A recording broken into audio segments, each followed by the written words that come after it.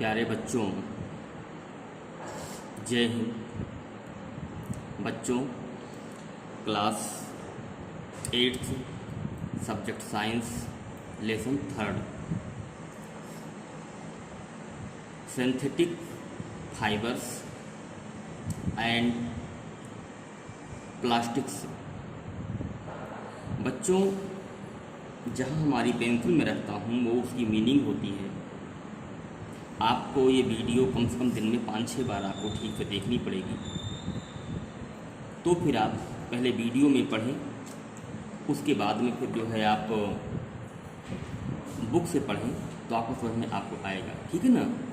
और समझ में ना आने का बच्चों मतलब केवल एक ही है कि आप ठीक से इसको समझ नहीं पाते, आप देखते नहीं हैं, ठीक से समझने का प्रयास नहीं करते, ठीक है। यदि आप शुरू से ही पढ़ते चले आ रहे होंगे तो समझ में आपको जरूर आएगा, ठीक। देखिए,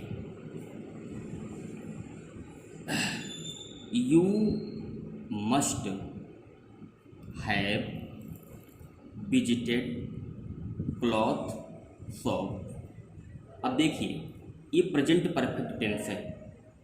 आपको टेंस की जानकारी होना बहुत ज़रूरी है, इसलिए आपको समझने में थोड़ा दिक्कत होती है जो आपको टेंस की जानकारी नहीं है। अब देखिए, यू हो गया सब्जेक्ट, ठीक है। वर्ब क्या हो गई यहाँ पर? विजिटेड। हैव हो गई हेल्पिंग वर्ब, ठीक। मस्ट हैव हो गई हेल्पिंग वर्ब, और क्लॉथ शॉप हो गया ऑब्जेक्ट अदर। तो जब हम कोई सेंटेंस बनाते हैं अंग्रेजी की हिंदी या हिंदी अंग्रेजी, तो सब्जेक्ट वर्ब ऑब्जेक्ट आदि का से बनाते हैं, उसका विशेष ध्यान रखा करें। आपने कपड़े की दुकान अवश्य देखी है। आपने कपड़े की दुकान अवश्य देखी है। यू सी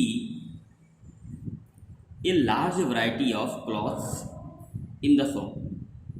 आप दुकान में कपड़े की बहुत किस्में सी देखते हैं।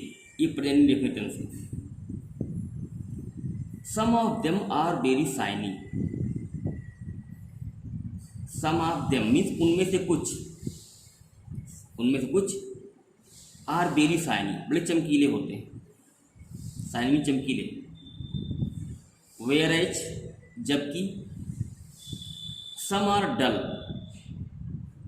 कुछ, some are dull in appearance कुछ मतलब कम चमकीले। अपीयरेंस मीन्स दिखाई देते हैं। अपीयरेंस मीन्स दिखाई देते हैं, प्रकट होते हैं।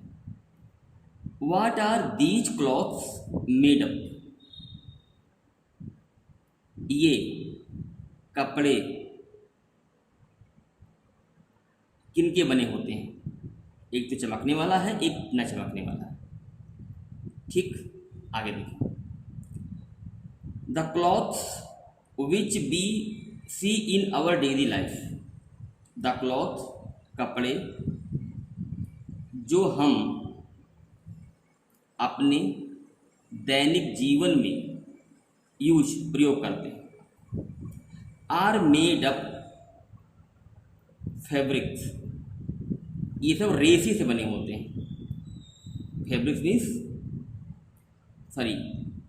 कपड़े से बने होते हैं।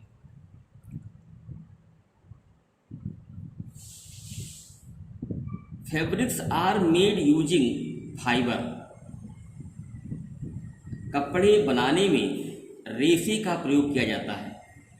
ऑब्टेन फ्रॉम नेचुरल और आर्टिफिशियल सोर्सेस, जो प्राकृतिक या अप्राकृतिक स्रोतों से प्राप्त होते हैं। Can you name some natural fibre. Can you name some natural fibre. क्या आप कुछ प्राकृतिक रेशों के नाम जानते हैं? Fibres are also used for making a large variety of household item. Fibre रेशे का रेशा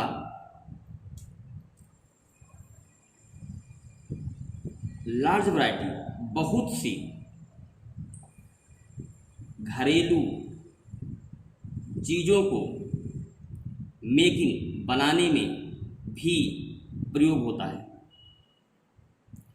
make a list of some common item made from fibres. Made a list of some common item, कुछ सामान्य चीज़ों की एक list बनाई। Made from fibre, जो फाइबर से बनाई जाती है। Make a list of some, try to separate them into item made from natural fibre, जो नेचुरल फाइबर से बनाई जाती है उनको अलग करें। एंड द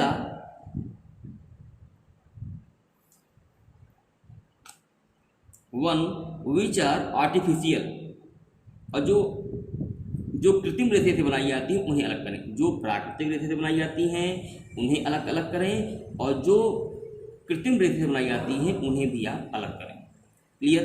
अच्छा बच्चों, नेचुरल एंड आर्टिफिशियल फाइबर, यहाँ बच्चों आपको ऊपर नाम लिखना है और टाइप ऑफ फाइबर। ठीक, you have studied in your previous class, आपने अपनी इससे पहली मतलब 8वीं से पहले 7वीं क्लास में पढ़ चुके हैं कि fibres are classified into natural fibres and synthetic fibre. रेशे को 2 भागों में बांट सकते हैं, प्राकृतिक फाइबर और रासायनिक फाइबर। नेचुरल मीन्स प्राकृतिक फाइबर, सॉरी प्राकृतिक रेशा और रासायनिक रेशा। रेशा कहें, रेशा में धागा, जिससे धागा बनाया जाता है। The fibre of some fibre, the fibres of some fibres such a cotton, कुछ रेशे कॉटन, जूट, सिल्क और ऊल से प्राप्त होते हैं। From obtain from plant and animals. बच्चों, जूट, सिल्क और ऊल जो रेशा है ये पौधों और जानवरों से प्राप्त होता है। These are called natural fibre, इन्हें हम प्राकृतिक रेशा कहते हैं। Fibres are also made from chemical substances, fibres रेशा रासायनिक तत्वों से भी बनाया जाता है। Which are not obtained from animal or plant sources, जो जानवरों और पौधों के द्वारा नहीं बनाया जाता है।